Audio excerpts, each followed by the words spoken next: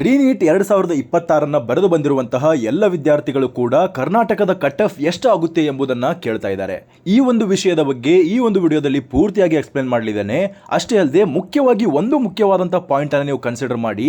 ನೀವು ಈಗ ಎಕ್ಸಾಮ್ ಅನ್ನು ಬರೆದು ಬಂದಿರೋದು ಆಲ್ ಇಂಡಿಯಾದಲ್ಲಿ ಬರೆದು ಬಂದಿದ್ದೀರಾ, ಅಂದರೆ ನೀವು NTA ಕಂಡಕ್ಟ್ ಮಾಡುವಂತಹ ನೀಟ್ ಎಕ್ಸಾಮ್ ಅನ್ನು ಬರೆದು ಬಂದಿದ್ದೀರಾ. ನೀವು ಪಾರ್ಟಿಸಿಪೇಟ್ ಮಾಡೋದು ಕೌನ್ಸಿಲಿಂಗ್ ಅನ್ನು ಪಾರ್ಟಿಸಿಪೇಟ್ ಮಾಡೋದು ಕರ್ನಾಟಕದಲ್ಲಿ ಮಾತ್ರ, ಅಂದರೆ KA ನಡೆಸುವಂತಹ ಕೌನ್ಸಿಲಿಂಗ್ ಅಲ್ಲಿ ಪಾರ್ಟಿಸಿಪೇಟ್ ಮಾಡೋದ್ರಿಂದ KA ಅಲ್ಲಿ ಎಷ್ಟು ಕಟ್ ಆಫ್ ನಿಲ್ಲುತ್ತೆ ಎಂಬುದನ್ನು ನೀವು ತಿಳ್ಕೊಳ್ಬೇಕಾದದ್ದು ಬಹಳಷ್ಟು ಅನಿವಾರ್ಯವಾಗಿರುತ್ತೆ. ಈ ಒಂದು ಪೇಪರ್ ಯಾವ ರೀತಿಯಲ್ಲಿತ್ತು, ಇವತ್ತಿನ ಪೇಪರ್ ಅಲ್ಲಿ ಯಾವ ರೀತಿಯ ಟಫ್ನೆಸ್ ಇತ್ತು, ಪ್ರೀವಿಯಸ್ ಇಯರ್ ಅಲ್ಲಿ ಯಾವ ರೀತಿಯ ಟಫ್ನೆಸ್ ಬಂದಾಗ ನಮ್ಮ ಕರ್ನಾಟಕದ ಕಟ್ ಆಫ್ ಏನಾಗಿತ್ತು, ಪ್ರತಿಯೊಂದು ಕ್ಯಾಟಗರಿಗಳಲ್ಲಿ ಏನಾಗಿತ್ತು, ಎಲ್ಲವುಗಳನ್ನ ಈ ಒಂದು ವಿಡಿಯೋದಲ್ಲಿ ಡಿಸ್ಕಸ್ ಮಾಡೋಣ. ಆಮೇಲೆ ಏನ್ ಮಾಡ್ತೀರಾ ಅಂದ್ರೆ ನಿಮ್ಮ ಒಂದು ಅಂಕಗಳು ಎಷ್ಟು ಎಕ್ಸ್ಪೆಕ್ಟ್ ಮಾಡ್ತಾ ಇದ್ದೀರಿ ಅದನ್ನ ಚೆಕ್ ಮಾಡ್ಕೊಂಡಿರ್ತಿರಲ್ಲ, ಚೆಕ್ ಮಾಡ್ಕೊಂಡಿರುವಂತಹ ಅಂಕಗಳನ್ನ ನಿಮ್ಮ ಕ್ಯಾಟಗರಿಯನ್ನ ಕಮೆಂಟ್ ಬಾಕ್ಸ್ ಅಲ್ಲಿ ಮೆನ್ಷನ್ ಮಾಡಿ, ಅದಕ್ಕೆ ನಾವು ಖಂಡಿತವಾಗಿ ರಿಪ್ಲೈ ಅನ್ನ ಕೊಡ್ತೇವೆ. ಮೊದಲಿಗೆ ನಾವು ಯಾವುದನ್ನ ಕನ್ಸಿಡರ್ ಮಾಡೋಣ ಅಂದ್ರೆ 2024 ಒಂದು ಕ್ವಶನ್ ಪೇಪರ್ ಅನ್ನ ಕನ್ಸಿಡರ್ ಮಾಡೋಣ. 2024 ಕ್ವಶನ್ ಪೇಪರ್ ಬಹಳಷ್ಟು ಈಸಿ ಆಗಿತ್ತು. ಅಂದರೆ ಇವನ್ ಪೇಪರ್ ಕೂಡ ಲೆಂತಿ ಆಗಿದ್ರಿಂದ ಅಷ್ಟೇ ಅಲ್ಲದೆ ಆ ಪೇಪರ್ ಕೂಡ ಬಹಳಷ್ಟು ಈಸಿ ಆಗಿತ್ತು. ಎಲ್ಲರೂ ಕೂಡ ಬಯಾಲಜಿಯನ್ನು ಸಾಲ್ವ್ ಮಾಡ್ತಾ ಇದ್ರು, ಎಲ್ಲರೂ ಕೂಡ ಕೆಮಿಸ್ಟ್ರಿಯನ್ನು ಈಸಿಯಾಗಿ ಆ ಆಪ್ಷನ್ಸ್ಗಳನ್ನು ನೋಡಿದ್ರೆ ಖಂಡಿತವಾಗಿ ಇದೇ ಕರೆಕ್ಟ್ ಆಗಿರುವಂತಹ ಆಪ್ಷನ್ ಅಂತ ಗೊತ್ತಾಗ್ತಾ ಇತ್ತು. ಪೇಪರ್ ಬಹಳಷ್ಟು ಈಸಿ ಆಗಿತ್ತು. ಮತ್ತೆ ಪೇಪರ್ ಲೀಕ್ ಅನ್ನೋದು ಕೂಡ 2024 ಸ್ವಲ್ಪ ಸುದ್ದಿ ಮಾಡಿತ್ತು. ಈ ಎಲ್ಲ ಕಾರಣಗಳಿಂದ ಆ ವರ್ಷದ ಕಟ್ ಆಫ್ ಅನ್ನು ನೀವು ಗಮನಿಸಿದ್ರೆ ನಮ್ಮ ಕರ್ನಾಟಕದಲ್ಲಿ 580, 590, 600ರವರೆಗೆ ಜನರಲ್ ಕ್ಯಾಟಗರಿಯ ಕಟ್ ಆಫ್ ಹೋಗಿತ್ತು. ಅದೇ ರೀತಿಯಲ್ಲಿ ಈ ವರ್ಷದ 2026 ನೀಟನ್ನು ಬರೆದು ಬಂದಿದ್ದಾರಲ್ಲ, ಈ ನೀಟನ್ನು ಬರೆದು ಬಂದಿರುವಂತಹ ಸಂದರ್ಭದಲ್ಲಿ ನಾನು ಮುಂಚೆ ಹೇಳಿದ್ದೆ 570, 580ರವರೆಗೆ ಕಟ್ ಆಫ್ ಹೋಗುತ್ತೆ ಅಂತ ಹೇಳಿದ್ದೆ. ಆ ಒಂದು ಪೇಪರ್ ರದ್ದಾಗಿ ಈಗ ರೀನೀಟನ್ನು ಬರೆದು ಬಂದಿದ್ದೀರಿ. ಈ ಒಂದು ಪೇಪರ್ನು ಕಟ್ ಆಫ್ ಎಷ್ಟಾಗುತ್ತೆ ಎಂಬುದನ್ನು ನಾನು ಗೆಸ್ ಮಾಡಲಿದ್ದೇನೆ. ಅದಕ್ಕಿಂತ ಮುಂಚೆ 2025 ಒಂದು ಪೇಪರ್ ಲೆವೆಲ್ ಯಾವುದೇ ರೀತಿ ಇತ್ತು, ಅದೇ ರೀತಿಯಲ್ಲಿ ಕಟ್ ಆಫ್ ಎಷ್ಟಿತ್ತು ಅಂತ ಹೇಳೋಣ. 2024 ಬಗ್ಗೆ ನಿಮಗೆ ಗೊತ್ತಾಯಿತು, ಪೇಪರ್ ಬಹಳಷ್ಟು ಈಸಿ ಇತ್ತು. ಆ ಒಂದು ವರ್ಷದ ಕಟ್ ಆಫ್ ಎಷ್ಟು ಬಂದಿತ್ತು ಅಂದರೆ 600 ಅಂಕಗಳವರೆಗೆ ಆ ಒಂದು ಕಟ್ ಆಫ್ ಬಂದು ಕರ್ನಾಟಕದಲ್ಲಿ GM ಕ್ಯಾಟಗರಿಗೆ 600 ಮಟ್ಟಿಗೆ ಬಂದು ನಿಂತಿತ್ತು.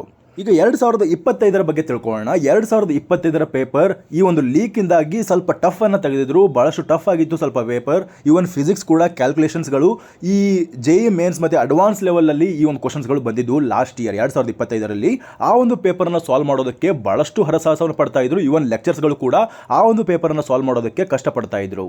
ಕಳೆದ 4 ವರ್ಷಗಳಿಂದ ನೋಡಿದ್ರೆ 2025 ಬಂದಿರುವಂತಹ ಕ್ವಶನ್ ಪೇಪರ್ ಬಹಳಷ್ಟು ಟಫ್ ಆಗಿತ್ತು. ಆದ್ರಿಂದ ಏನಾಗಿತ್ತಂದ್ರೆ ಕಟ್ ಆಫ್ ಅಲ್ಲಿ ನೀವು ನೋಡಬಹುದು 490ರವರೆಗೆ ಕಟ್ ಆಫ್ ಹೋಗಿತ್ತು ಈ ಒಂದು ಜನರಲ್ ಕ್ಯಾಟಗರಿಯಲ್ಲಿ 2025. ಅಂದರೆ ಸೀಟ್ಗಳ ಸಂಖ್ಯೆ ಕೂಡ ಬಹಳಷ್ಟು ಜಾಸ್ತಿ ಆಗಿದ್ದು ಲಾಸ್ಟ್ ಇಯರ್ 1500 ಮಟ್ಟಿಗೆ ಸೀಟ್ಗಳ ಸಂಖ್ಯೆ ಜಾಸ್ತಿ ಆಗಿದ್ದರಿಂದ ಸ್ವಲ್ಪ ಕಟ್ ಆಫ್ ಅಲ್ಲಿ ಡ್ರಾಪ್ ಆಗಿತ್ತು. 480ರವರೆಗೆ ಈ ಒಂದು ಮಾಪಪ್ ರೌಂಡ್ ಅಲ್ಲಿ ಸೀಟ್ಗಳ ಸಂಖ್ಯೆ ಜಾಸ್ತಿ ಆಗಿದ್ದರಿಂದ ಕಟ್ ಆಫ್ ಹೋಗಿತ್ತು. ಅಂದರೆ 500 ಒಳಗಡೆ ಈ ಕಟ್ ಆಫ್ ಬಂದಿತ್ತು. ನೀವೇ ನೋಡಿ, ಇಲ್ಲಿ 2024 600 ಮಾರ್ಕ್ಸ್ ಅನ್ನು ತೆಗೆದು ಕೂಡ ಸೀಟ್ ಸಿಗದೇ ಇರುವಂತಹ ವ್ಯಕ್ತಿ 2025 ಕೇವಲ 480ಕ್ಕೆ ಕಟ್ ಆಫ್ ನಿಂತಿತ್ತು. ಓವರಾಲ್ ಆಗಿ ನಾನು ಈ ವಿಡಿಯೋದ ಮೂಲಕ ನಿಮಗೆ ಏನು ಹೇಳ್ತಾ ಇದ್ದೀನಿ ಅಂದರೆ ಕ್ವಶನ್ ಪೇಪರ್ ಡಿಫಿಕಲ್ಟ್ ಲೆವೆಲ್ ಮೇಲೆ ಎಲ್ಲವೂ ಕೂಡ ಡಿಪೆಂಡ್ ಆಗಿರುತ್ತೆ. 3 ಫ್ಯಾಕ್ಟರ್ಸ್ಗಳನ್ನು ನಾವು ಕನ್ಸಿಡರ್ ಮಾಡೋಣ. ಮೊದಲನೇದೇನೆಂದರೆ ಕ್ವಶನ್ ಪೇಪರ್ ಡಿಫಿಕಲ್ಟಿ ಲೆವೆಲ್, ಎರಡನೇದೇನೆಂದರೆ ಎಷ್ಟು ಜನ ನಮ್ಮ ಕರ್ನಾಟಕದಿಂದ ಪಾರ್ಟಿಸಿಪೇಟ್ ಮಾಡಿದ್ದಾರೆ, ಅಷ್ಟೇ ಅಲ್ಲದೆ ಮೂರನೇ ಒಂದು ಫ್ಯಾಕ್ಟರ್ ಏನಂದರೆ ನಿಮ್ಮ ಕ್ಯಾಟಗರಿಯಲ್ಲಿ ಎಷ್ಟು ಜನಸಾಂದ್ರತೆ ಇದೆ, ನಿಮ್ಮ ಕ್ಯಾಟಗರಿಯಲ್ಲಿ ಎಷ್ಟು ಕಾಂಪಿಟೇಷನ್ ಲೆವೆಲ್ ಇದೆ ಎಂಬುದನ್ನು ಕೂಡ ಮ್ಯಾಟರ್ ಆಗುತ್ತೆ ಇಲ್ಲಿ.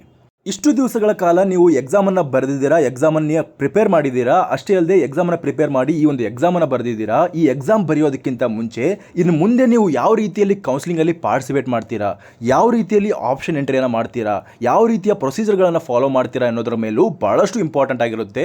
ಅದರ ಮೇಲೆ ನಿಮಗೆ ಸೀಟ್ ಸಿಗುವಂಥ ಸಾಧ್ಯತೆ ಇರುತ್ತೆ. ಆದ್ದರಿಂದ ಈ ಒಂದು ಎಕ್ಸಾಮ್ ಬರೆದಾದ್ಮೇಲೆ ಇನ್ನು ಮುಂದೆ ಇರುವಂತಹ ಎಲ್ಲ ಪ್ರೊಸೀಜರ್ಗಳು, ಅಂದರೆ ನಿಮಗೆ ಹಿಡ್ಕೊಂಡು ರಿಸಲ್ಟಿಂದ ಹಿಡ್ಕೊಂಡು ನೀವು ಕಾಲೇಜಿಗೆ ಹೋಗಿ ಅಡ್ಮಿಷನ್ ಆಗೋ ತನಕ ಕೌನ್ಸಿಲಿಂಗ್ ಪ್ರೊಸೀಜರ್ಸ್ಗಳನ್ನು, ಅಷ್ಟೇ ಅಲ್ಲದೆ ಪ್ರತಿಯೊಂದು ಕಾಲೇಜ್ನ ಇಂಚಿಂಚು ಮಾಹಿತಿಯನ್ನು, ಕಾಲೇಜಲ್ಲಿ ಯಾವ ರೀತಿಯ ಫೀ ಸ್ಟ್ರಕ್ಚರ್ ಇದೆ, ಕಾಲೇಜಲ್ಲಿ ಎಷ್ಟು ಮೆಸ್ ಫೀಸನ್ನು ತೆಗೆದುಕೊಳ್ತಾರೆ, ಕಾಲೇಜಲ್ಲಿ ಎಷ್ಟು ಹಾಸ್ಟೆಲ್ ಫೀಸ್ ಇದೆ, ಕಾಲೇಜಲ್ಲಿ ಮತ್ತೆ ಎಕ್ಸ್ಟ್ರಾ ಫೀಸನ್ನು ಎಷ್ಟು ತೆಗೆದುಕೊಳ್ತಾರೆ, ಅಷ್ಟೇ ಅಲ್ಲದೆ ಕಾಲೇಜಲ್ಲಿರುವಂಥ ಅಕಾಡೆಮಿಕ್ಸ್ ಯಾವ ರೀತಿಯಲ್ಲಿದೆ, ಆ ಕಾಲೇಜಲ್ಲಿರುವಂಥ ಪೇಷಂಟ್ ಫ್ಲೋ ಯಾವ ರೀತಿಯಲ್ಲಿದೆ, ಕಾಲೇಜಿನ ಬಗ್ಗೆ ಇರುವಂತಹ ಇಂಚಿಂಚು ಮಾಹಿತಿಯನ್ನು ನಿಮಗೆ ತಿಳಿಸುವಂತಹ ಪ್ರಯತ್ನ ಈ ಒಂದು ಪರ್ಸನಲ್ ಗೈಡೆನ್ಸ್ ಅಲ್ಲಿ ನಡೆಯುತ್ತೆ. ಈ ಒಂದು ಪರ್ಸನಲ್ ಗೈಡೆನ್ಸ್ ಅನ್ನು ಜಾಯಿನ್ ಆಗೋದಕ್ಕೆ ಕೆಳಗೆ ಕಾಣಿಸುತ್ತಿರುವಂತಹ ನಂಬರ್ಗೆ ನೀವು ಕಾಂಟ್ಯಾಕ್ಟ್ ಮಾಡಬಹುದು. ಇದು ಪೇಡ್ ಪರ್ಸನಲ್ ಗೈಡೆನ್ಸ್ ಆಗಿರುತ್ತೆ. ನಾನು ಕೂಡ MBBS ಗ್ರಾಜುಯೇಟ್ ಆಗಿರೋದ್ರಿಂದ ನನಗೆ ಈ ಒಂದು ಫೀಲ್ಡ್ ಅಲ್ಲಿ ಯಾವ ರೀತಿಯ ಒಂದು ಕಟ್ ಆಫ್ ಇರುತ್ತೆ, ಈ ಒಂದು ಫೀಲ್ಡ್ ಅಲ್ಲಿ ಯಾವ ರೀತಿಯ ಇನ್ಫಾರ್ಮೇಶನ್ ಇರುತ್ತೆ, ಎಲ್ಲ ಮಾಹಿತಿಯನ್ನು ನಿಮಗೆ ಇಂಚಿಂಚು ಮಾಹಿತಿಯನ್ನು ತಿಳಿಸೋಕೆ ಟ್ರೈ ಮಾಡ್ತೇನೆ. ಅಷ್ಟೇ ಅಲ್ಲದೆ ಎಲ್ಲ ಕಾಲೇಜಿನಲ್ಲಿ ಕೂಡ ನನ್ನ ಫ್ರೆಂಡ್ಸ್ ಇರೋದ್ರಿಂದ ನಿಮಗೆ ಅಲ್ಲಿರುವಂತಹ ಸೀನಿಯರ್ಸ್ ಒಂದಿಗೆ ನಿಮಗೆ ಫ್ರೆಂಡ್ಸ್ ಮಾಡ್ಕೊಳ್ಬಹುದು. ಅವರ ಜೊತೆಗೆ ನೀವು ಮುಂದಿನ ಒಂದು ಫ್ಯೂಚರ್ ಅಕಾಡೆಮಿಕ್ಸ್ಗೆ ಹೆಲ್ಪ್ ಅನ್ನ ತೆಗೆದುಕೊಳ್ಬಹುದಾಗಿರುತ್ತೆ. ಈಗ ಬನ್ನಿ ಮುಖ್ಯವಾದಂತಹ ವಿಚಾರವನ್ನು ಮಾತಾಡೋಣ. ಈ ವರ್ಷದ ಕ್ವಶನ್ ಪೇಪರ್ ಯಾವ ರೀತಿಯಲ್ಲಿತ್ತು, ಫಿಸಿಕ್ಸ್ ಯಾವ ರೀತಿಯಲ್ಲಿತ್ತು, ಕೆಮಿಸ್ಟ್ರಿ ಯಾವ ರೀತಿಯಲ್ಲಿತ್ತು, ಬಯಾಲಜಿ ಯಾವ ರೀತಿಯಲ್ಲಿತ್ತು, ಅದಕ್ಕೆ ಕಟ್ ಆಫ್ ಎಷ್ಟು ನಿಲ್ಲುತ್ತೆ ನಮ್ಮ ಕರ್ನಾಟಕದಲ್ಲಿ ಎಂಬುದನ್ನು ತಿಳ್ಕೊಳ್ಳೋಣ.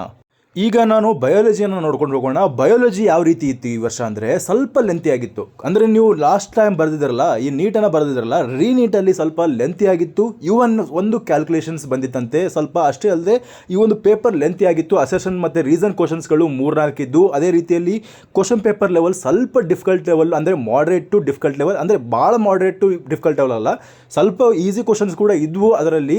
ಆದರೆ ಮಾಡ್ರೇಟ್ ಲೆವೆಲ್ ಕ್ವಶನ್ಸ್ಗಳು ಜಾಸ್ತಿ ಇದ್ವು ಮತ್ತು ಲೆಂತಿ ಆಗಿತ್ತು ಕ್ವಶನ್ ಪೇಪರ್ ಅಂತ ಹೇಳ್ತಾ ಇದ್ದಾರೆ. ನಾನು ಸ್ಟೂಡೆಂಟ್ಸ್ ಒಪಿನಿಯನ್ ಅನ್ನು ಕೇಳಿದೆ, ಏನು ಹೇಳ್ತಾ ಇದ್ದಾರೆ ಅಂದರೆ ಈ ಒಂದು ಬಯಾಲಜಿ ಪೇಪರ್ ಸ್ವಲ್ಪ ಡಿಫಿಕಲ್ಟ್ ಆಗಿತ್ತು, ಸ್ವಲ್ಪ ಕೆಲವೊಂದು ಕ್ವಶನ್ಸ್ಗಳು ನಮಗೆ ಸ್ವಲ್ಪ ದೂರದ ಕ್ವಶನ್ಸ್ಗಳು ಅಂತ ಅನಿಸ್ತಾ ಇತ್ತು. ಆದರೆ NCERT ಓದಿದ್ರು ಕೂಡ ಸ್ವಲ್ಪ ಡಿಫಿಕಲ್ಟ್ ಲೆವೆಲ್ ನಮಗೆ ಬಯಾಲಜಿಯಲ್ಲಿ ಕಾಣಿಸ್ತಾ ಇತ್ತು ಅಂತ ಹೇಳ್ತಾ ಇದ್ರು. ಈಗ ಮುಖ್ಯವಾಗಿರುವಂತಹ ಎಲ್ಲವೂ ಕೂಡ ಮಾರ್ಕ್ಸ್ ಮೇಲೆ ಡಿಪೆಂಡ್ ಆಗುವಂತಹ ಒಂದು ಸಬ್ಜೆಕ್ಟ್ ಯಾವುದಂದ್ರೆ ಫಿಸಿಕ್ಸ್ನ ಪೇಪರ್. ಫಿಸಿಕ್ಸ್ ಪೇಪರ್ ಯಾವ ರೀತಿ ಇತ್ತು ಅಂತ ನನ್ನ ಸ್ಟೂಡೆಂಟ್ಸ್ಗೆ ಕೇಳಿದೆ. ಭಾಳಷ್ಟು ಸ್ಟೂಡೆಂಟ್ಸ್ಗಳ ಬಗ್ಗೆ ಒಂದು ಮಾಹಿತಿಯನ್ನು ಕಲೆಕ್ಟ್ ಮಾಡಿದ್ದೇನೆ.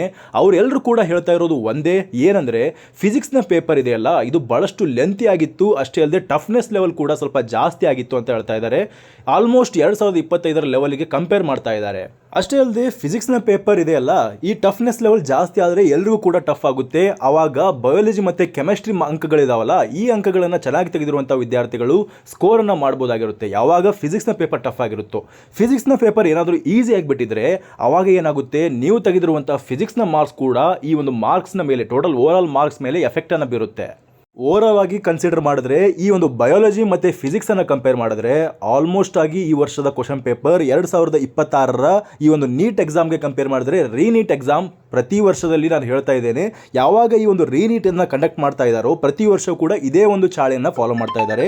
ಹಾಗೆ ಕೆಮಿಸ್ಟ್ರಿಯ ಬಗ್ಗೆ ಹೇಳ್ಕೊಂಡು ಹೋದಾಗ ಕೆಮಿಸ್ಟ್ರಿ ಕೂಡ ಒಂದು ಲೆವೆಲಲ್ಲಿ ನಾವು ಪೇಪರನ್ನು ಈಸಿಯಾಗಿ ಸಾಲ್ವ್ ಮಾಡ್ಬೋದಾಗಿತ್ತು. ಆದರೆ ಮಾಡ್ರೇಟ್ ಲೆವೆಲಲ್ಲಿ ಇದ್ದು ಕ್ವಶನ್ಸ್ಗಳು ಕೂಡ, ಅದರಲ್ಲಿ ಆರ್ಗ್ಯಾನಿಕ್ ಕೆಮಿಸ್ಟ್ರಿ ಆಗಿರ್ಬೋದು ಮತ್ತು ಇನ್ಆರ್ಗ್ಯಾನಿಕ್ ಕೆಮಿಸ್ಟ್ರಿ ಆಗಿದ್ದು ಡೈರೆಕ್ಟ್ ಕ್ವಶನ್ಸ್ ಬಂದಿದ್ದು, ಕ್ಯಾಲ್ಕುಲೇಷನ್ಸ್ ಪಾರ್ಟ್ಸ್ ಕಮ್ಮಿ ಇತ್ತು ಅಂತ ಹೇಳ್ತಾ ಇದ್ದಾರೆ.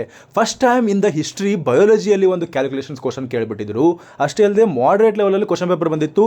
ಎಲ್ಲವುಗಳನ್ನು ಕೇಳಿದ ಮೇಲೆ ನಾನು ಅನ್ಕೊಂಡಿದ್ದೇನೆಂದರೆ ಈ ವರ್ಷದ ಕ್ವಶನ್ ಪೇಪರ್ ಇತ್ತಲ್ಲ, ಟಫ್ನೆಸ್ ಲೆವೆಲ್ ಇತ್ತಲ್ಲ, 2025ರ ಕ್ವಶನ್ ಪೇಪರ್ಗಿಂತ ಕಡಿಮೆ ಇತ್ತು.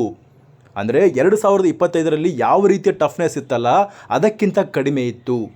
ಅಂದರೆ ನಮ್ಮ ಕರ್ನಾಟಕದ ಕಟ್ ಆಫ್ ಈ ವರ್ಷ ನನ್ನ ಪ್ರಕಾರ ಎಷ್ಟಾಗ್ಬೋದಂದರೆ, ಈಗ ಹೇಳ್ತಾ ಇದ್ದೀನಿ ಕೇಳಿ, 520ರಿಂದ 540ರವರೆಗೆ, ಅಂದರೆ 510ರಿಂದ ಹಿಡ್ಕೊಳ್ಳಿ 520, 530 ಈ ರೇಂಜಲ್ಲಿ ನಮ್ಮ ಜನರಲ್ ಕ್ಯಾಟಗರಿಯ ಕಟ್ ಆಫ್ ನಿಂತುಕೊಳ್ಳುತ್ತೆ.